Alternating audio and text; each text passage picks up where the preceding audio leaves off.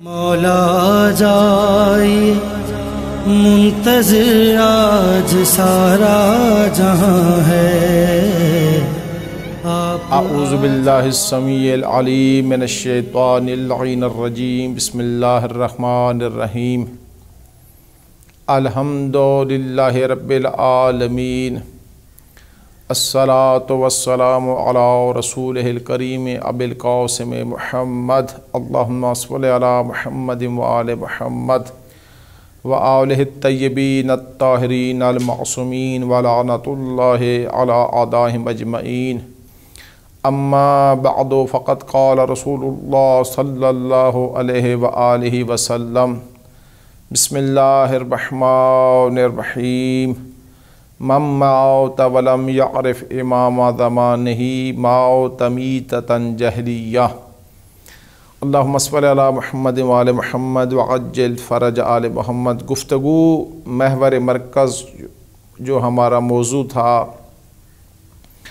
وہ تھا معرفت امام زمانہ عجل اللہ تعالی فرجہ الشریف منجی عالم بشریت۔ ایک عظیم موضوع اور ایک اس ٹائم ہم تشیع کی سب سے بڑی ذمہ داری، ہمارا فریضہ کہ ہم اپنے وقت کے امام زمانہ علیہ السلام کو یاد کریں۔ اس سلسلے میں پہلے بھی معروضات آپ کی خدمت میں نے عرض کی ہیں، مقدمتاً گفتگو کی تھی، اور جس چیز کو ہم نے موضوع رکھا تھا وہ تھا دعائے ندبہ۔ اس کے اوپر میں نے پہلے کچھ جلسوں میں اجمالاً گفتگو کی تھی اور کہا تھا کہ انشاءاللہ ہم اسی دعائے ندبہ کے اوپر بولیں گے۔ تو اس میں ابتداءً کچھ باتیں کرنا چاہتا تھا جو میں نے عرض کی امام زمانہ علیہ السلام کے سلسلے میں کہ کیا کیا ہمیں اس غیبت کبریٰ کے اندر ہمیں کیا کیا کرنا چاہیے، کون کون سی ہماری ذمہ داری ہیں، ہم کس طریقے سے امام زمانہ علیہ السلام کو قرب حاصل کر سکتے ہیں۔ تو اس میں سے ایک جو دروازہ، ایک طرق تھا، ایک راستہ تھا، وہ دعائے ندبہ کا تھا، جمعے والے دن جو صبح پڑھی جاتی ہے۔ ویسے صبح کے نہیں، یعنی کہ یہ آپ نے ویسے طلوع آفتاب سے لے کر غروب آفتاب سے پہلے پورا دن کسی ٹائم بھی آپ پڑھ سکتے ہیں، لیکن بہتر ہے کہ انسان صبح اپنے امام علیہ السلام کو یاد کرے۔ لیکن اگر آپ کے پاس ٹائم نہیں ہے تو آپ 10 بجے، 11 بجے، 12 بجے بعد ظہر سیکنڈ میں بھی اس کی تلاوت کر سکتے ہیں، اور اس کو ترجمے کے ساتھ انسان پڑھے، اس کے اندر کیا معارف ہیں۔ میرے مولا امام صادق علیہ السلام نے اس دعائے ندبہ کی تلاوت فرمائی اور بتایا کہ ہمارے آخری بیٹے کو، اپنے امام کو اس طریقے کے ساتھ ہمارے چاہنے والے پکاریں۔ تو گزشتہ جلسے میں جس جگہ پر ہماری گفتگو ختم ہوئی تھی وہ یہ تھا کہ ہمیں اس وقت جو ہے دعائے آیت کی تلاوت کرنی چاہیے، اس کے اوپر گفتگو ہم نے ختم کی تھی۔ تو دعائے آیت کے بارے میں بتایا تھا کہ ہر روز کم سے کم آپ نے ایک چلہ نکالنا ہے، یہ بھی میرے مولا امام صادق علیہ السلام کا فرمان ہے۔ معصوم فرماتے ہیں کہ جو شخص ہر روز نماز صبح کے بعد 40 دن اس میں کوئی ناغہ نہ ہو، اگر ہو جائے چھٹی تو پھر شروع سے ہو جائے، یعنی 40 دن میں آپ کا کوئی فاصلہ نہیں آنا چاہیے، ایک چلہ ہو، 40 دن ہم نے دعائے آیت کی تلاوت کریں۔ مفاتیح الجنان میں شیخ عباس قمی اعلی اللہ مقامہ نے اس کو ذکر فرمایا ہے۔ مختصر سی یہ آیت کریں اپنے امام زمانہ علیہ السلام کے ساتھ، وہ دعائے آیت پڑھیں۔ معصوم فرماتے ہیں جو شخص 40 دن اس وتیرے اس پہ عمل کرے گا، اگر وہ ہمارے بیٹے امام زمانہ علیہ السلام کے ظہور سے پہلے اسے زندگی مہلت نہ دے اور دنیا سے چلا جائے، جب امام زمانہ علیہ السلام کا ظہور ہوگا اس کو قبر سے اٹھایا جائے گا اور امام کے انصار میں اس کو شمار کیا جائے گا۔ سبحان اللہ، کتنا عظیم عمل ہے، اس سے بڑی کون سی سعادت ہے، اتنا ایک چھوٹا سا عمل، اتنا ایک مختصر سا عمل، اور کتنا بڑا نتیجہ ہے، کتنا بڑا ثمرہ ہے اس کا۔ شیطان ہمیں اس بات سے غافل کر دیتا ہے، سستی ہے انسان کے اندر، یہ تنبلی آ جاتی ہے، سستی کی وجہ سے انسان یہ عمل نہیں کرتے۔ کتنا مختصر سا عمل ہے، اس کا نتیجہ دیکھیں، ثمرہ دیکھیں، اور عجیب ہے۔ معصوم فرماتے ہیں ایک ایک لفظ کے اوپر ہزار نیکیاں ہیں اور ہزار گناہ معاف ہوتے ہیں۔ اور یہ چلہ نکالنے کے بعد پھر جب تک ہمیں خداوند متعال نے، ذات حق نے، عز جل جلالہ نے زندگی دی ہے، ہم نے یہ دعائے آیت پڑھتے رہنا ہے۔ پھر اگر ناگہاں کبھی ہو جائے بیماری کی وجہ سے، سفر کی وجہ سے، تو کوئی بات نہیں، لیکن اس کو چھوڑنا نہیں ہے دعائے آیت کو، لیکن ایک چلے میں کوئی چھٹی نہ ہو آپ کی، وہ 40 دن کا مکمل ہونا چاہیے۔ تو یہ دعائے آیت کے اندر وہ عظیم معارف ہیں جو میرے مولا نے بتائے، معصوم نے بتائے کس طریقے سے پکاریں۔ اور عجیب یہ روایت میں ایک بات ہے کہ جب بھی کوئی شخص اس دنیا سے جاتا ہے، اس عالم میں اس زندگی میں، اس مادہ میں، تو کبھی بھی وہ خوش ہوتا ہے مومن کہ میری دنیا سے جان چھوٹ گئی ہے، میں ادھر آ گیا ہوں، اپنے آپ کو بہت خوش ہوتا ہے، بہت زیادہ. جس روایات میں ہے کہ مومن کے لیے دنیا جو ہے سجن ہے، قید خانہ ہے، زندان ہے، اور کافر کے لیے جنت ہے. ظاہر سی بات ہے جب ایک شخص قید خانے سے، زندان سے رہائی پائے تو خوشی تو ہوگی اس کو. تو وہ قبر میں بڑا خوش ہوتا ہے کہ شکر ہے خدا کا میں ایک اپنی زندگی میں آ گیا ہوں جو ہمیشہ کی زندگی ہے. کبھی بھی کوئی شخص اس جگہ پر جا کر دوبارہ دنیا میں پلٹنے کی خواہش مومن نہیں کرے گا، کبھی مومن نہیں کرے گا. لیکن روایات میں ہے ایک وہ شخص کہ جو شہید ہے، شہید جو جب ہوتا ہے نا شہادت کے منظر، اتنا کوئی لطف آتا ہے لقاء اللہ کا، اور اتنا کوئی مقام ہے شہادت کا کہ جو شہید ہوتا ہے اس کی خواہش ہوتی ہے ایک دفعہ پھر میں دنیا میں پلٹ جاؤں اور دوبارہ ذات حق کی راہ میں شہید ہوں، میرا خون بہہ جائے. کیونکہ وہ مقام جو شہید دیکھتا ہے، جس مقام پر وہ پہنچ جاتا ہے، یا جو خون بہتا ہے اسے لطف آتا ہے اس وقت ذات حق کی بارگاہ میں لبیک کہتے ہوئے، شہید ہوتے ہوئے وہ اس کی خواہش کرتا ہے کہ پھر میں دنیا میں جاؤں، وہ لذت اٹھاؤں. ایک شہید خواہش کرے گا. ایک یہ مومن کہ جب فرشتے ندا دیں گے، خود امام زمانہ صاحب ندا دیں گے، امام علیہ السلام کا ظہور ہوگا، تو اس وقت جب امام علیہ السلام دنیا میں تشریف لائیں گے تو اس وقت جب ملائکہ آئیں گے کہیں گے کہ آپ نے اٹھیں امام زمانہ علیہ السلام کے، تو اس وقت یہ خواہش کرے گا کہ یہ جنت کیا ہے، میرے مولا آ گئے ہیں. اپنے مولا سے ساری زندگی جس کے انتظار میں تڑپتا رہا ہوں، جن کے دیدار کے لیے میری خواہش تھی، تو وہ جنت کو چھوڑ کر خواہش کرے گا کہ امام علیہ السلام کے میں انصار میں شامل ہو جاؤں. اور یہ خوشی یہ محسوس روایات میں ہے.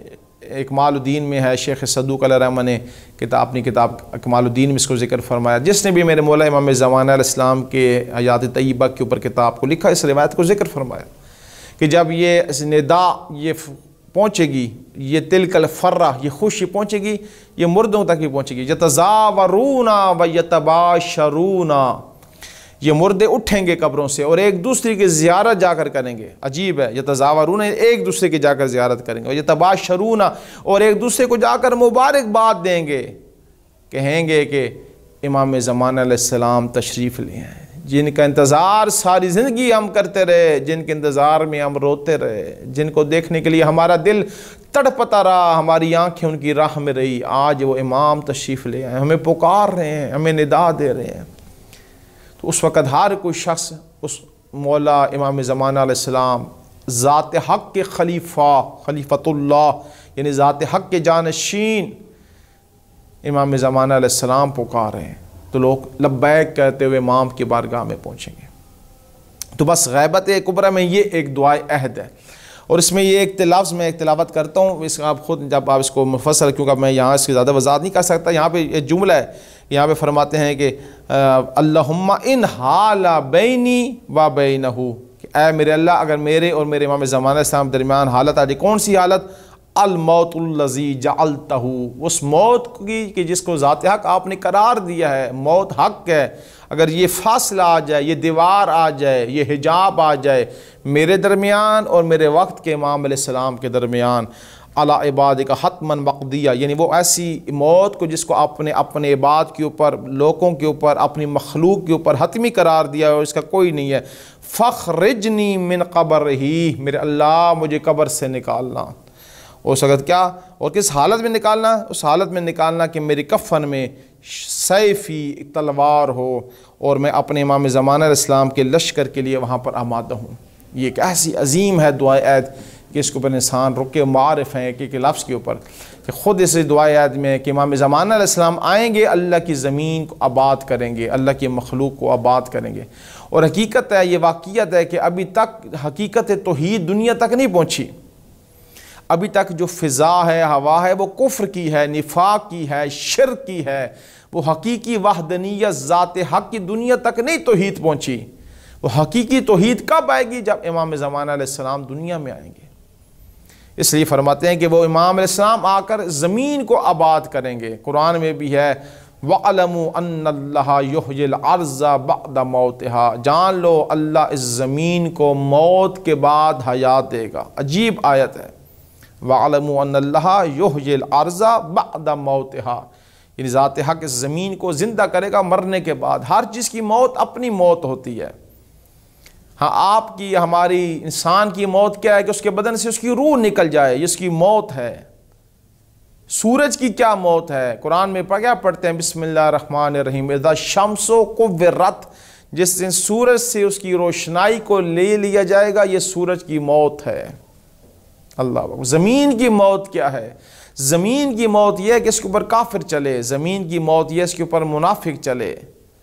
زمین اس وقت زندہ ہوگی جب ہر موحد ذات حق کو ماننے والا، ان انوار الہیہ کی ولایت کو ماننے والا جب زمین پر چلے گا، یہ زمین کی زندگی ہے. اور جب امام علیہ السلام تشریف لائیں گے اس وقت زمین کو زندگی ملے گی، اس وقت زمین کو حیات ملے گی، اس وقت زمین زندہ ہوگی. کیوں؟ اس وقت حقیقی وحدانیت لوگوں تک پہنچے گی، اس وقت حقیقی سجدے خدا کو ہوں گے، اس وقت حقیقی عبادت ذات حق کو ہوگی. وہ سب نے لکھا ہے، اہل سنت برادران نے بھی لکھا، شیعوں نے تو لکھا ہی لکھا ہے کہ جب امام زمانہ عجل اللہ تعالی فرج و شریف کا ظہور ہوگا تو حضرت عیسیٰ علیہ السلام، کون؟ روح اللہ، کون؟ کلمت اللہ، حضرت عیسیٰ علیہ السلام بھی تشریف لائیں گے اور کہیں گے تقدم یبن رسول اللہ، اے فرزند زہرا، اے فرزند رسول، آپ آگے کھڑے اور نماز پڑھیں، میں آپ کی اقتدا کرتا ہوں. کون کہنے والا ہے؟ حضرت عیسیٰ علیہ السلام. یہ بات سب نے لکھی لیکن ہم نے آج تک اس پہ غور ہی نہیں کیا. یعنی کیا مقام ہے؟ کیوں حضرت عیسیٰ علیہ السلام امام زمان علیہ السلام کو فرما رہے ہیں کہ اے فرزند رسول، اے فرزند فاطمہ، آپ آگے کھڑے ہوں، میں آپ کی اقتدا میں نماز فریضہ پڑھنا چاہتا ہوں. اس بات پہ انسان غور کرے کہ یعنی کیا مانی. یہ روایت تو سب نے لکھی، ہم نے اس پہ غور نہیں کرتے. نماز کون سی جگہ ہے؟ نماز یعنی لقاء اللہ، اللہ سے ملاقات کا ٹائم ہے، یعنی ذات حق سے کلام کا ٹائم ہے. ہم جب نماز سے پہلے اقامت کہتے ہیں نا تو وہاں پہ کیا کہتے ہیں؟ قد قامت الصلاۃ، قد قامت الصلاۃ. شیخ صدوق علیہ الرحمہ نے اپنی کتاب التوحید میں اس کا معنی ذکر کیا. یعنی قد قامت الصلاۃ کا کیا معنی ہے؟ میرے مولا امام صادق علیہ السلام سے روایت کو لے کر آئے. یہ معصوم فرماتے ہیں قد قامت الصلاۃ یعنی ہین الوقت لقاء اللہ، یعنی یہ وہ وقت ہے کہ جب اللہ سے ملاقات کا ٹائم ہے. سبحان اللہ. یعنی قد قامت الصلاۃ یعنی لقاء اللہ کا ٹائم ہے، اللہ سے ملاقات کا ٹائم ہے، اللہ کی زیارت کا ٹائم ہے. ایک ٹائم ہم جاتے ہیں ایران میں امام رضا علیہ السلام، حضرت فاطمہ معصومہ سلام اللہ علیہا، یہ کربلا مولا امام حسین علیہ السلام یا انوار الہیہ جو بغداد میں ہیں، نجف اشرف میں زیارت کرتے ہیں. ایک دفعہ ہم معصومین علیہ السلام کی زیارت کو جاتے ہیں، یا کوئی مکہ مدینہ جا رہا ہے، پیغمبر اعظم کی زیارت کو جا رہا ہے. کون سی زیارت ہے؟ کون سا وہ وقت ہے کہ کب وہ ٹائم آئے کہ جب اللہ کی زیارت کی جائے؟ اس کا جسم نہیں ہے، اس کا وجود ہے، اس کا جسم نہیں ہے، لیکن کیا زیارت کریں؟ معصوم فرماتے ہیں نماز وہ ٹائم ہے، وہ وقت ہے جب بھی کوئی مصلی، یہ نماز پڑھنے والا نماز کے لیے آمادگی کرتا ہے، مصلی پر کھڑا ہو کر ذات حق کی عبادت کو شروع کر رہا ہے، فریضہ نماز پڑھ رہا ہے، یہ وہ وقت ہے کہ جب وہ زیارت ذات حق کر رہا ہے. اللہ اکبر. کیسے عظیم نماز ہے، کیسی عظیم اللہ کی عبادت ہے کہ اس وقت ہم اللہ کی بارگاہ میں اللہ کی زیارت کے لیے آتے ہیں. ایک دفعہ عرض کیا ہے کہ ہم نجف جا رہے ہیں، کربلا مولا جا رہے ہیں، کاظمین جا رہے ہیں، بغداد جا رہے ہیں، مدینے میں جا رہے ہیں، انوار الہیہ کی زیارت کے لیے جا رہے ہیں. ایک دفعہ اللہ کی زیارت ہے اور دن میں 5 وقت مصلی نماز پڑھنے والا اللہ کی زیارت کرتا ہے، یہ نماز ہے. اور عرض کیا کہ حضرت عیسیٰ علیہ السلام اور پھر نماز یعنی جب مخلوق خالق سے کلام کرے، نماز یہی ہے کہ مخلوق خالق سے کلام کرتے، عابد معبود سے کلام کرتا ہے.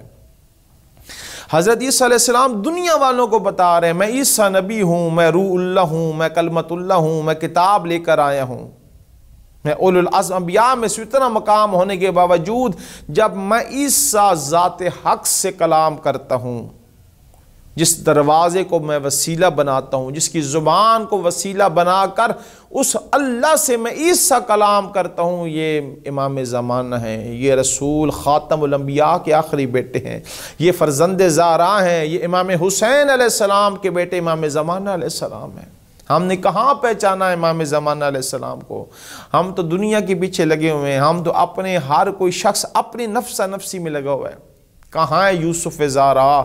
اسی لیے دعائے ندبہ کے اندر امام صادق علیہ السلام نے کیا فرمایا؟ این وجہ اللہ الذی علیہ یتوجہ الاولیاء، کہاں ہے وہ اللہ کا چہرہ جس کی طرف اللہ کے اولیاء متوجہ ہوتے ہیں؟ اللہ اکبر، کہاں ہے وہ اللہ کا چہرہ؟ اب یہاں پر میں وہ بات تھوڑی سی کافی ساری چیزیں ہیں، میں وہ ابہام ہیں، ان کو میں چاہتا ہوں کہ دنیا تک پہنچیں اور یہ ابہام ہٹ جائیں، پردہ ہٹ جائے، اور جو وہ واقعیت ہے، جو عین حق مطلب ہے، اس کو آپ تک میں پہنچا سکوں۔ یعنی جب حضرت عیسیٰ علیہ السلام ذات حق سے کلام کرنا چاہتے ہیں، وسیلہ بناتے ہیں جس کی زبان مقدسہ کو، وہ میرے امام زمانہ علیہ السلام ہے۔ تو آپ جب اندازہ لگائیں کہ جب حضرت عیسیٰ روح اللہ کلمت اللہ اتنے عظیم نبی ہونے کے باوجود بغیر وسیلہ امام زمانہ علیہ السلام کے ذات حق سے کلام نہیں کر سکتے، دنیا کا کون سا بشر ہے جو اس اللہ کی بارگاہ میں بغیر واسطہ امام زمانہ علیہ السلام پہنچ جائے؟ تو اس لیے محترم سامعین، ہمارے اوپر ذمہ داری ہے، ہم نے جو کچھ کرنا ہے اپنے لیے کرنا ہے، امام کے لیے ہم نے کچھ نہیں کرنا، اپنی ذات کے لیے کرنا ہے کہ کتنا ہم امام علیہ السلام کے قریب ہو جائیں، کتنا ہم امام علیہ السلام کا قرب ہمیں حاصل ہو جائے۔ جب حضرت عیسیٰ علیہ السلام کلمت اللہ یعنی اللہ کی بارگاہ میں جاتے ہیں تو امام زمانہ علیہ السلام کو وسیلہ بناتے ہیں۔ تو میرے محترم سامعین، اب یہاں پر عرض کرنا چاہتا ہوں کیونکہ دعائے ندبہ ہمارا اصل موضوع ہے، جس کے اوپر میں چاہتا ہوں کہ ہمارے قارئین تشیع، ہر شیعہ مستور جوان زئی بچہ، ہر ماتمی عزادار جمعے والے دن اس کی تلاوت کرے، ان کے معارف کو سمجھے، ترجمے کے ساتھ پڑھے، روئے۔ تو اس میں ایک جملہ ہے کہ این وجہ اللہ الذی علیہ یتوجہ الاولیاء، کہاں ہے وہ اللہ کا چہرہ کہ جس کی طرف اللہ کے اولیاء متوجہ ہوتے ہیں۔ تو اب یہاں پہ لفظ وجہ آیا ہے، تو یہاں پہ میں عرض کروں کیونکہ کچھ غلط معانی بیان ہوئے ہیں اس وجہ کے، حقیقت میں ہم نے نہیں سمجھا یعنی وجہ اللہ یعنی کیا،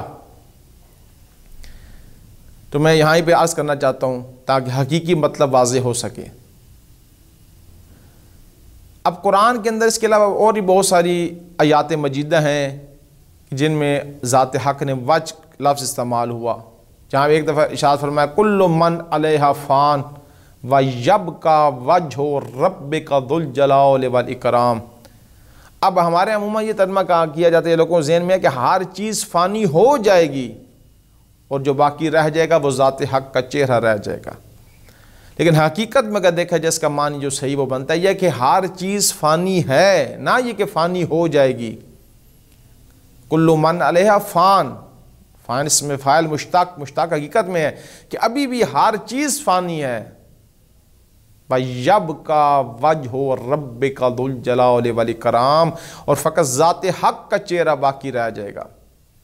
بس یہاں پہ کیا ہوا؟ فان کا معنی ابھی بھی جس طرح ایک برف کا آپ ٹکڑا رکھے نا تو اس سے ایک ایک پانی کا قطرہ گرنا شروع ہوتا ہے، یہ جو برف کے ٹکڑے سے برف میلٹ ہو رہی ہے، پگھل رہی ہے، اور ایک ایک قطرہ پانی کا رسک رہا ہے، ٹپک رہا ہے زمین پر، یہ برف کی موت ہے، یعنی فنا کی طرف جا رہی ہے۔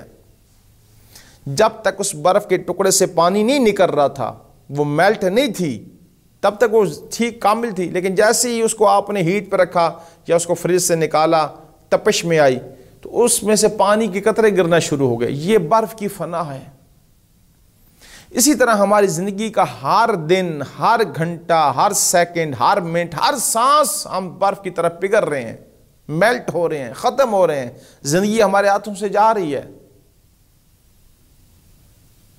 باقی کیا رہے گا؟ ذات حق کا چہرہ۔ اب یہاں پر یہ کہ جب ذات حق کا جسم نہیں ہے، اس کا وجود ہے، اس کا جسم نہیں ہے، وہ مرکب نہیں ہے، وہ بسیط ہے من جمیع الجہات، تو کیا معنی ہے وجہ کا؟ اہل سنت بھائی بھی جمعے کے خطبوں میں کہتے ہیں کہ حضرت علی کرم اللہ وجہہ، یا ہماری کتابیں تو بھری پڑی ہیں، شیخ صدوق علیہ الرحمہ نے اپنی کتاب التوحید میں ایک نہیں متعدد جگہ پر ہر معصوم سے روایت لے کر آئے، کبھی میرے مولا امام صادق علیہ السلام سے، کبھی خود امیر المومنین علی ابن ابی طالب علیہ السلام سے، کبھی کس اور معصوم سے۔ کہ فرمایا ہم 14 ید اللہ ہیں، عین اللہ ہیں، لسان اللہ ہیں، وجہ اللہ ہیں، جنب اللہ ہیں، قلب اللہ ہیں۔ اب یہاں پر یہ ہے، ان کو انسان جب روایات میں آیا ہے تو ہم ظاہر پہ نہ رکیں، ان کے باطن تک جائیں، نہ انکار بھی نہ کریں۔ خود معصوم نے فرمایا ہے غور کریں، تدبر کریں۔ روایت پڑھنا فن نہیں ہوتا، روایت کے اندر تدبر کرنا فن ہوتا، اس کے اندر غور کریں، درایت کریں، ظاہری معنی کو مت دیکھیں۔ اس لیے امیر المومنین علی ابن ابی طالب علیہ السلام سید الاوصیاء، رکن الاولیاء، سید الموحدین، امیر المومنین علی ابن ابی طالب علیہ السلام نے فرمایا علیکم بالدرایات لا روایات، تمہارے اوپر ہے کہ تم درایت کرو نہ کہ روایت کرو۔ فقط روایت پڑھ لینا فن نہیں ہوتا۔ اب عرض کر رہا ہوں کہ یہ روایت ہیں، تو اب جب ذات حق کا جسم نہیں ہے تو ہم یہاں پر کیا کہہ رہے ہیں؟ کوئی کہہ رہا ہے مثلا روایات میں معصوم نے فرمایا ہم وجہ اللہ ہیں، ہم عین اللہ ہیں، ہم ید اللہ ہیں، یعنی ہم اللہ کی آنکھ ہیں، ہم اللہ کے ہاتھ ہیں، ہم اللہ کی زبان ہیں، ہم اللہ کا چہرہ ہیں، ہم اللہ کا پہلو ہیں۔ تو یہ روایات سینکڑوں روایات ہیں۔ اب وجہ کے بارے میں خود قرآن کی آیت ہے، یا بعض میں قرآن کے اندر یہ آیات مجیدہ ہیں کہ آپ جس طرف بھی چہرہ کریں فَسَمَّ وَجْهُ اللَّهِ، آپ اللہ کے چہرے کو دیکھو گے۔ یا بعض میں كُلُّ شَيْءٍ هَالِكٌ إِلَّا وَجْهُ، ہر چیز ہلاک ہو جائے گی فقط ذات حق کا چہرہ باقی رہ جائے گا۔ تو کیا معنی ہے وجہ اللہ کا جب اس کا جسم ہی نہیں ہے؟ معصوم نے فرمایا نحن وجہ اللہ، ہم وجہ اللہ ہیں۔ اب جس طرح دعا ندبہ میں میرے مولا امام صادق علیہ السلام فرما رہے ہیں کہاں ہے وہ اللہ کا چہرہ جس کی طرف اللہ کے اولیاء متوجہ ہو رہے ہیں؟ تو میرے محترم سامعین، آیت اللہ جوادی عاملی حفظ اللہ ایک بہت بڑے مفسر علامہ طباطبائی اعلی اللہ مقامہ کے شاگردان میں سے ہیں۔ ان کی تفسیر، وہ تفسیر کا درس بھی دے رہے ہیں، اب ان قریب ان کی تفسیر ختم ہونے والی ہے۔ 40 سال سے حوزہ علمیہ قوم میں وہ تفسیر کی تدریس کر رہے ہیں، درس دے رہے ہیں۔ انہوں نے بھی اس کا معنی کیا، انہوں نے کہا جہاں پہ لفظ ہے وجہ اللہ یعنی فیض الہی، اللہ کا فیض، اب بڑا واضح ہو جائے گا، بڑا روشن ہے، دو کی طرح 4 ہیں۔ یعنی کیا معنی وجہ اللہ کا ہوا؟ فرماتے ہیں ذات حق کا فیض ہوا، فیض الہی معنی ہے اس کا، یعنی فیض یعنی کیا؟ یعنی ہر چیز فانی ہو جائے گی لیکن ذات حق کا فیض فانی نہیں ہوگا، ذات حق کا فیض ہمیشہ رہے گا۔ آپ جدھر بھی نگاہ کرو ذات حق کا فیض ہے۔ اب قرآن کی آیات کو کیسے زبان میں رہی ہے، کیسے ان کی وضاحت ہو رہی ہے، کتنا آسان ہو گیا۔ آپ کہاں پہ فرمایا عین وجہ اللہ، کہاں ہے اللہ کا چہرہ؟ یعنی کیا معنی؟ آپ کہاں ہیں وہ امام کہ جو وسیلہ ہے اللہ کا فیض اس کی مخلوق تک پہنچانے والا۔ سبحان اللہ، سبحان اللہ، کیا معارف ہیں، کیا اس کے اندر واقعیت ہے۔ اگر ہم کاش اس کو لے لیں، کتنا ایک عظیم مرتبہ ہے، لیکن غلط معنی بیان کیے گئے ہیں۔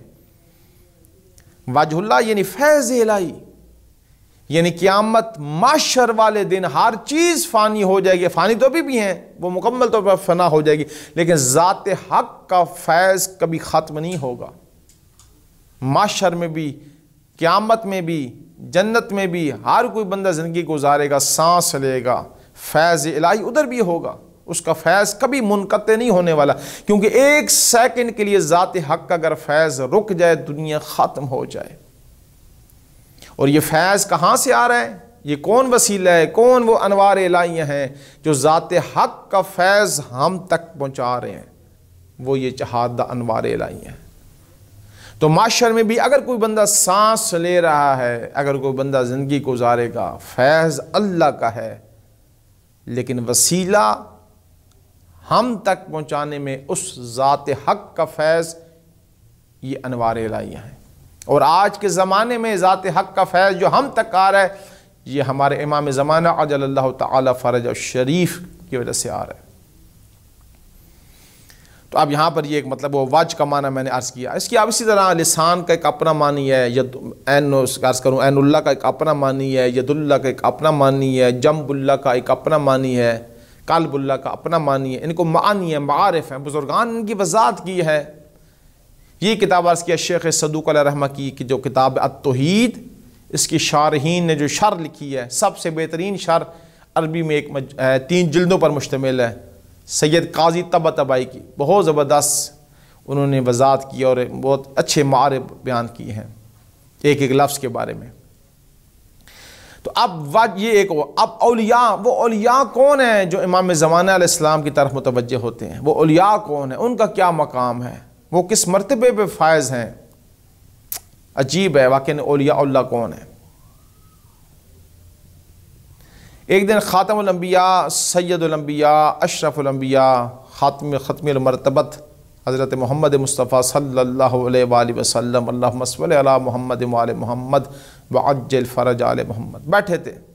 فرمایا، روایت عظیم روایت ہے، فرمایا من عرف ربہ فاہو من الکلام، میں یہ بعض روایت ہے منع من الکلام، کہ جو شخص بھی ذات حق کی عظمت کو پہچان لے، جو ذات حق کا عرفان حاصل کر لے، وہ کیا کرے گا؟ اپنی زبان کو روک لے گا۔ وہ ہر جگہ پہ بولے گا نہیں، بڑا سوچ کے بولے گا۔ اور پھر پیغمبر نے فرمایا اپنے شکم کے اندر ہر لقمہ وہ لے کر نہیں جائے گا، بڑا سوچے گا کہ اس لقمے میں کوئی شبہ تو نہیں پایا جاتا۔ اصحاب نے عرض کیا یا رسول اللہ، یہ کون ہے ایسے شخص کہ جن کے اتنا عرفان ہے کہ جب بھی وہ ذات حق کا جو شخص من عرف الرب، کہ جو بھی اپنے رب کا عرفان حاصل کر لے، اپنے رب کی معرفت حاصل کر لے، تو پھر اپنی زبان کو بھی وہ روک لے گا، ہر جگہ پر بولے گا نہیں، بولنے سے پہلے سوچے گا، اور ہر لقمہ اپنے شکم میں نہیں لے کر جائے گا۔ تو پیغمبر نے مسکرا کے فرمایا یہ اولیاء اللہ ہیں۔ اللہ اکبر، یہ اللہ کے اولیاء ہیں جن کا یہ مقام ہے۔ اور قرآن کے اندر جائیں، قرآن کے اندر اولیاء اللہ کن کو کہا گیا؟ ذات حق نے ارشاد فرمایا الا ان اولیاء اللہ لا خوف علیہم ولا هم یحزنون، اللہ کے اولیاء وہ ہیں جنہیں کسی قسم کا خوف نہیں ہے، کسی قسم کا حزن نہیں ہے، ڈر نہیں ہے۔ خوف اور حزن، یہ ڈر، خشیت، یہ کس چیز کے بارے میں ہوتی ہے؟ جو کچھ ہے وہ چلا نہ جائے، اور جو کچھ نہیں ہے وہ آ جائے۔ اسی کے درمیان انسان بشریت ہے، بشر اسی کے درمیان میں ہے۔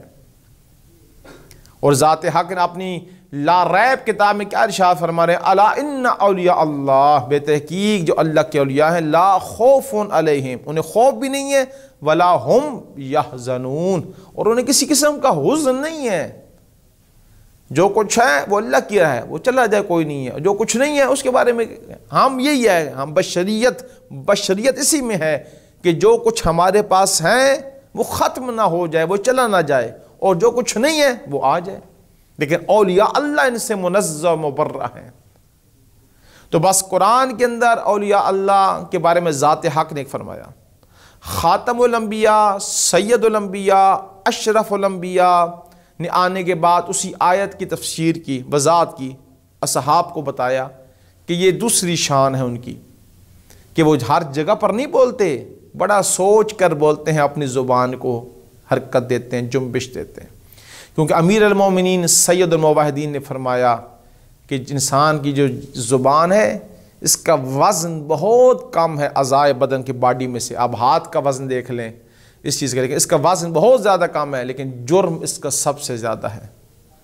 تو انشاءاللہ آئندہ آنے والے گفتگو میں میں یہیں سے اولیاء اللہ کے بارے میں گفتگو شروع کروں گا، اور انشاءاللہ دعا ندبہ کے اندر جو اور معارف ہیں امام زمانہ علیہ السلام کے موضوع پر انشاءاللہ میں اپنے سامعین تک پہنچاؤں گا۔ اس کے ضمن میں کچھ باتیں آ جاتی ہیں تو میں اس کی وضاحت بھی کر دیتا ہوں تاکہ حقائق دنیا تک پہنچیں۔